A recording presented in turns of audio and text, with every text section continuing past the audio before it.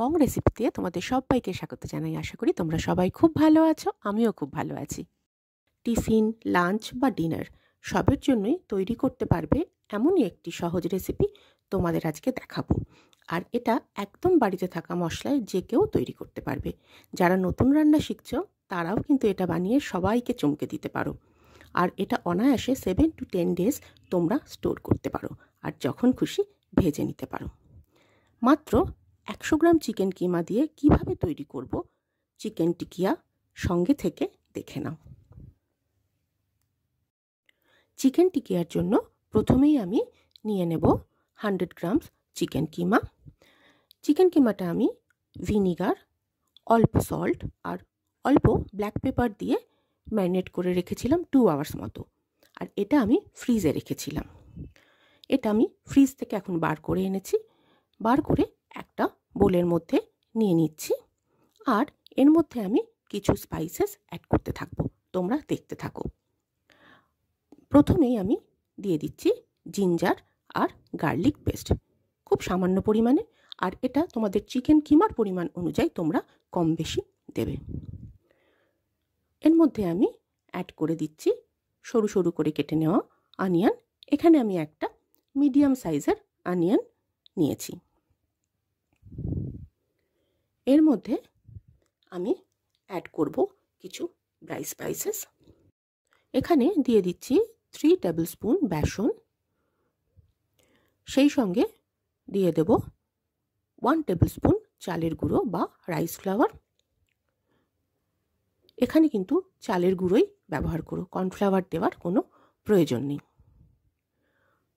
দিয়ে দিচ্ছি 1 table spoon চালের গুঁড়ো, দিলাম 1/2 টেবিল স্পুন চিলি ফ্লেক্স। তোমরা যে যেরকম ঝাল পছন্দ করো সেই মতন অবশ্যই দিও। দিয়ে দিচ্ছি খুব সামান্য কাশ্মীরি রেড চিলি পাউডার, সুন্দর কালারের জন্য। আর এখন পেঁয়াজ কলির সময়, সেই জন্য আমি অল্প একটু পেঁয়াজ কলিও দিয়ে দিচ্ছি। এটা অপশনাল, না চাইলে নাও দিতে পারো। সব কিছু আমার দেওয়া হয়ে গেছে। এবার এটা আমি ভালো করে চেপে চেপে মেখে নেব। এটা খেয়াল করে একটু চেপে চেপে মাখবে, তাহলে দেখবে আলাদা করে জল দেওয়ার কোনো প্রয়োজন হবে না।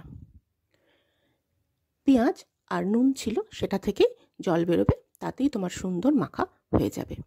আর এটা মাখা হয়ে গেলে আমি 10 মিনিটস মতো এটা রেস্টে রেখে দেব। আর সেই সময় তৈরি করে নেব ভাজা মশলা। মশলার জন্য আমি নিয়ে নিচ্ছি তেজপাতা, শুকনো লঙ্কা, গোটা জিরে, দেব গোটা ধনে আর অল্প পরিমাণে মৌরি। এগুলো ভালো করে ড্রাই রোস্ট করে নেব। আর গুঁড়ো করে নিলেই আমাদের মশলা একদম রেডি। আর এই মশলাটা তৈরি করে রেখে দিতে পারো, অনেক কিছুতেই কিন্তু ইউজ করতে পারবে। এবার চিকেনের মধ্যে অ্যাড করব 2 টেবিল স্পুন ব্রেড ক্রাম্বস আর তৈরি করে রাখা ভাজা মশলাটা। ভাজা মশলাটা কিন্তু অবশ্যই দেবে। দিয়ে দিচ্ছি ভাজা মশলা। আর এর সাথে আমি দেব লেবুর রস। এতে স্বাদ গন্ধ দুটোই ভালো হবে। লেবুর রসটা কিন্তু স্কিপ করবে না, এটা অবশ্যই দিও। লেবুর রসটা দেওয়া হয়ে গেলে এটা কিন্তু আবারও একবার ভালো করে মেখে নিতে হবে। এটা ভালো করে মাখা হয়ে গেলেই কিন্তু আমরা এটা থেকে টিকিয়া তৈরি করে নিতে পারবো। টিকিয়া তৈরি করব, সেই জন্য হাতে আমি প্রথমেই একটু তেল মাখিয়ে নিলাম। এবার ছোট ছোট বলের মতো নিয়ে নেব। একটা পাতিলেবুর থেকে একটু ছোট সাইজ হবে, নিয়ে প্রথমে এরকম বল করে নিলাম। আর হাতের তালুতে দিয়ে একটু চেপে চেপে টিকিয়ার আকারে গড়ে নেব। হাত দিয়ে একটু চেপে দেবো, ধারগুলোও তাই। দেখো, ঠিক একইভাবে আমি সব টিকিয়াগুলো তৈরি করে নিয়েছি। আর এটা আমি ফ্রিজে রেখে দেবো 30 মিনিটসের জন্য, তাহলে খুব ভালো সেট হয়ে যাবে। 30 মিনিটস পর আমি ফিরে এসেছি। এবার এগুলো তৈরি করব, সেই জন্য নিয়ে নিয়েছি ব্রেড ক্রাম্বস। ব্রেড ক্রাম্বসের মধ্যে আমি দেব আন্দাজ মতো সল্ট, দিয়ে দেব অল্প পরিমাণে ব্ল্যাক পেপার। সল্ট দেওয়া হয়ে গেল। এবার আমি এর মধ্যে দিয়ে দিচ্ছি অল্প ব্ল্যাক পেপার, সেই সঙ্গে অ্যাড করে দিচ্ছি ভাজা মশলা। এইভাবে করে দেখো, কোটিংটাও ভীষণ সুস্বাদু হয়। এটা একবার মিক্সড করে নিলাম, তাহলে এটা আমাদের রেডি হয়ে গেল। এবার একটা একটা করে টিকিয়া ব্রেড ক্রাম্বসে হালকা কোট করে নিতে হবে। দেখো তোমাদের দেখিয়ে দিই, ব্রেড ক্রাম্বসটা একদম রেডি। তো এবার এর মধ্যে শুধু টিকিয়াটা এইভাবে দিয়ে ঘুরিয়ে ফিরিয়ে উল্টে পাল্টে কোট করব। আর এখানে কিন্তু ডিম দেওয়ার কোনো প্রয়োজন নেই। এইভাবে সবগুলো তৈরি করে নিতে হবে। ভীষণ সহজ, দেখতেই পাচ্ছ, যে কেউ কিন্তু এটা তৈরি করতে পারবে। সেই সঙ্গে এটা এয়ারটাইট কন্টেনারে তোমরা খুব সহজে স্টোর করতে পারবে 7 to 10 ডেজ।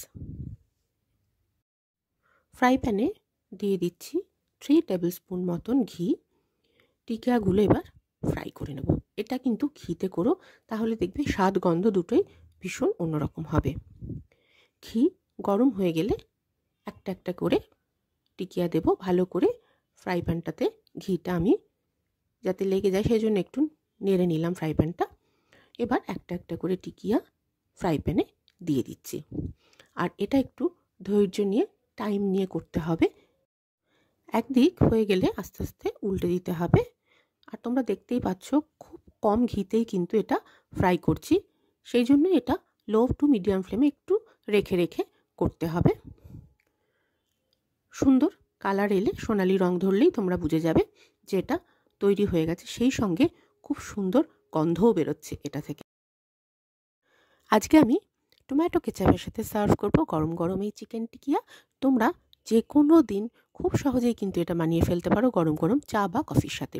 এটা চা বা কফির সাথে যেরকম ভালো লাগবে তোমরা কিন্তু স্টার্টার হিসেবেও এটা সার্ভ করতে পারো। আশা করি সবার ভীষণ ভালো লাগবে। তাহলে আর কি, যে কোনো দিন বানিয়ে নাও আর আমাকে কমেন্ট করে জানাতে ভুলো না তোমাদের কেমন লাগলো। আমার আজকের রেসিপি ভালো লাগলে একটা লাইক শেয়ার করে দিও প্লিজ। আর চ্যানেলটা সাবস্ক্রাইব করতে ভুলো না যেন। তোমাদের জন্য আরও নতুন নতুন অনেক রেসিপি নিয়ে হাজির হব। আর সবাই খুব ভালো থেকো।